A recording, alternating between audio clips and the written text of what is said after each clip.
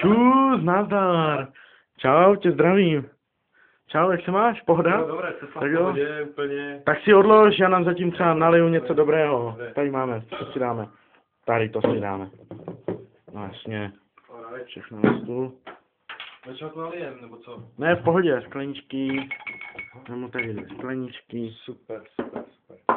No, a já nám naleju, ať si můžeme hezky připít. Co to pijeme dneska vůbec? Tak to je žínové víno z roku 2006,